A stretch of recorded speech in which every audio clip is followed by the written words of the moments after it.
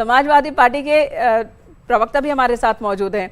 दीपक जी, आप बताइए, आपके लिए तो अच्छी बात वो कह रहे हैं।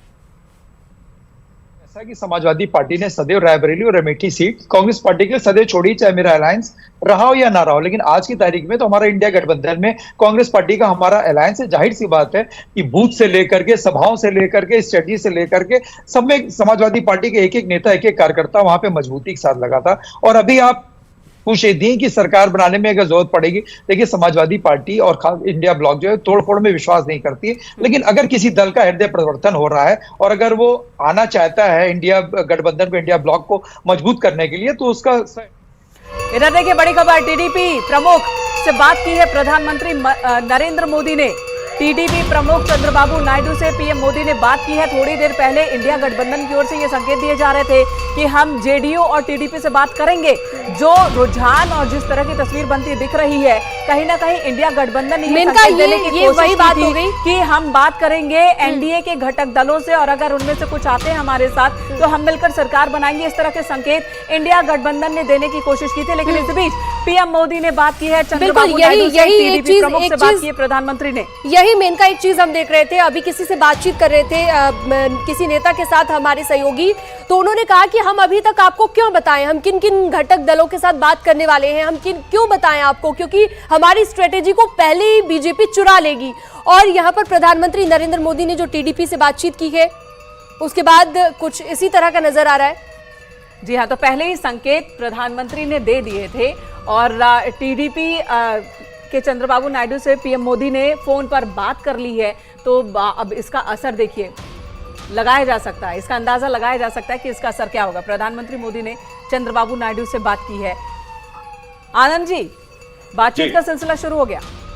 नहीं, देखिए, चंद्रबाबू नायडू हमारे गठबंधन के सहयोगी हैं, हम उनके साथ मिलकर चुनाव लड़ रहे हैं। आंध्र प्रदेश में हम उनके साथ हैं और आंध्र प्रदेश में जिस तरह से टीडीपी ने जबरदस्त सफलता विधानसभा चुनाव में हासिल की है, निश्चित रूप से धन्यवाद, बधाई के पात्र हैं। आदरणीय प्रधानमंत्री जी ने अगर उनसे बात की है तो एक बहुत ही शिष्टाचार, ये तो एक कटसी है, बातचीत करना ही चाहिए। और निश्चित रूप से उनको उन्होंने बधाई दी होगी कि भाई जिस तरह से विधानसभा चुनाव में उन्होंने बेहतर प्रदर्शन किया और लोकसभा चुनाव में जिस तरह से एनडीए ने वहां बेहतर प्रदर्शन किया, इन सारी चीजों को लेकर निश्चित रूप से बातचीत हुई होगी।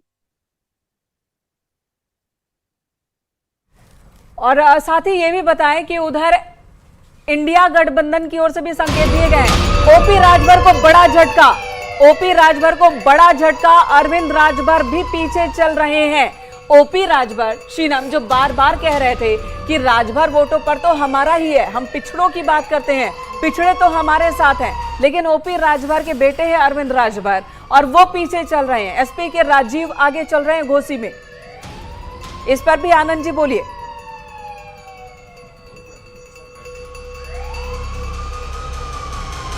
आनंद जी, आ रहे हैं वो हमारे अनुमान के, हमारे उम्मीदों के विपरीत।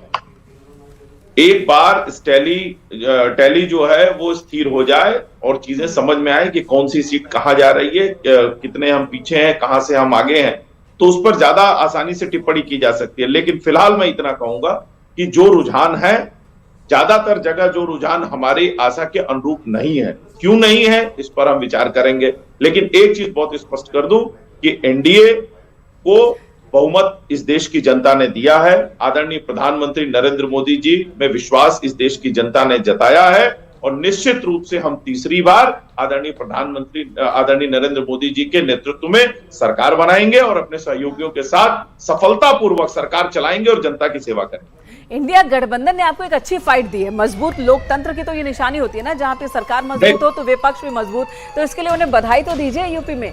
नहीं, निश्चित रूप से मैंने तो पहले ही आपके साथ में जब बैठा तो मैंने दीपक रंजन जी को बधाई दी कि भाई आपने अच्छी लड़ाई लड़ी, आप अच्छा कर रहे हैं, एक सकारात्मक विपक्ष की भूमिका निभाई है।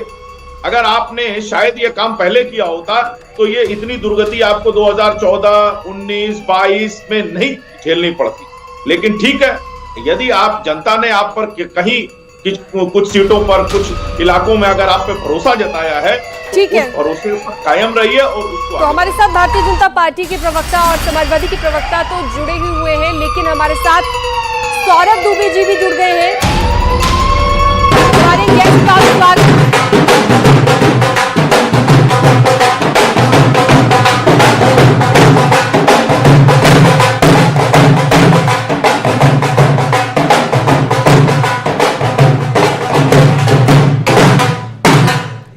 स्वागत दुबे स्वागत जी, है सौरभ दुबे। बहुत स्वागत है आपका। सबसे पहले रिएक्शन ही ले लेते हैं आपका, उसके बाद आगे की चर्चा भी शुरू करेंगे और उसके बाद आगे की खबरें भी बताएंगे। लेकिन अभी जो टैली आप देख पा रहे हैं, एक नजर डालिए और अपना रिएक्शन दीजिए। क्या लगा था इतना बड़ा उलटफेर हो जाएगा? नहीं, देखिए बात तो यही थी कि तीसरी बार प्रधानमंत्री नरेंद्र मोदी जो है वो सरकार बनाने जा रहे हैं और तीसरी बार प्रधानमंत्री बनने जा रहे हैं। तो वो तो बात को रखा गया था कि 400 का लक्ष्य भारतीय जनता पार्टी ने रखा इसीलिए था क्योंकि उनको पता था कि इस बार जो चुनाव होने वाले हैं वो जमीनी स्तर पर वहाँ पर थोड़ी बहुत जो है वो टकराव की स्थिति रहेगी। और कहीं ना कहीं मैं कह रहा हूं कि अभी ये शाम तक जब तक ये जाएगा जो है तो ये मार्जिन जो अभी कहीं पे 800 का चल रहा है, कहीं 900 का चल रहा है, कहीं 1000 का चल रहा है, तो ये स्थिति क्लियर होगी 4 बजे के आसपास क्लियर होगी। लेकिन एक बात तो तय है कि देश में तीसरी बार भारतीय जनता पार्टी की सरकार बन रही है, एनडीए की सरकार बन रही है और प्रधानमंत्री नरेंद्र मोदी जो है वो तीसरी बार देश के प्रधानमंत्री जो है वो बनने जा रहे हैं। ठीक है, और इसको लेकर प्रधानमंत्री ने भी अपनी तरफ से एक तरह से इनिशिएट कर दिया है। मैं आपका एक रिएक्शन चाहूंगी पॉलिटिकल एनालिस्ट के तौर पर कि प्रधानमंत्री नरेंद्र मोदी ने अभी टीडीपी प्रमुख से फोन पर बात की है। इससे पहले इंडिया गठबंधन की ओर से संकेत दिए जा रहे थे कि हम टीडीपी से और जेडीयू से बात करेंगे कि वो हमारे साथ आ जाए, ये संकेत थे। प्रधानमंत्री ने इनिशिएट किया, तुरंत ही चंद्रबाबू नायडू से फोन पर बात कर ली है। इसे आप किस तरह से देख रहे हैं? क्या प्रधानमंत्री ने भी मान लिया है कि इस बार वो 400 पार वाला मैजिक तो नहीं है? नहीं, देखिए चंद्रबाबू नायडू जी के साथ ये पहली बार बात थोड़ी नहीं हो रही है। जो अब लगातार पिछले चुनाव से पहले एक महीना कोई डर है क्या कि कहीं वो चले कोई ना डर जाए? नहीं है। आप कहीं वो चले ना जाए दूसरे पाले में? नहीं, ऐसा नहीं है क्योंकि चुनाव जो विधानसभा का है वो तो भारतीय जनता पार्टी के साथ उन्होंने गठबंधन में जीता है ना, वहां पर भी तो सरकार बन रही है इनकी। ये बात तो रहने दीजिए, हमने कई गठबंधन को बनते बिगड़ते टूटते देखा है कि हम चुनाव लड़ते किसी और के साथ है पॉलिटिकल दल और जीतने के बाद सत्ता किसी और के साथ बनाते हैं। महाराष्ट्र में देखा हमने, बिहार में कई बार बदलते देखा पाला। तो क्या कोई डर है टीडीपी और जेडीयू को लेकर? देखिए, इस प्रकार का कोई डर नहीं है चूंकि आप और उत्तर प्रदेश की एक बार सीटों का बता देते हैं अपने दर्शकों को, जहां पर समाजवादी पार्टी का बेहतरीन प्रदर्शन दिख रहा है। यूपी में बीजेपी जबकि 32 सीटों पर, जबकि समाजवादी पार्टी 37 सीटों पर आगे चल रही है। तो बेहतरीन प्रदर्शन ये अखिलेश यादव का माना जा रहा है। क्या क्या वो फैक्टर्स लगते हैं आपको सौरभ जी, जिसके चलते समाजवादी पार्टी इतना बेहतर प्रदर्शन कर पाई, इतना बड़ा मार्जिन अभी चल रहा है? देखिए, समाजवादी पार्टी पे मैं आ रहा हूँ, इनका नायडू जी चंद्रबाबू जी वाला जवाब दे दूं मैं उसमें कि निश्चित रूप से देखिए जो सरकार बनने जा रही है उसमें जो गठबंधन के साथी हैं वो इस बार महत्वपूर्ण भूमिका में रहेंगे। ईमानदारी से इसको सबको स्वीकार करना चाहिए।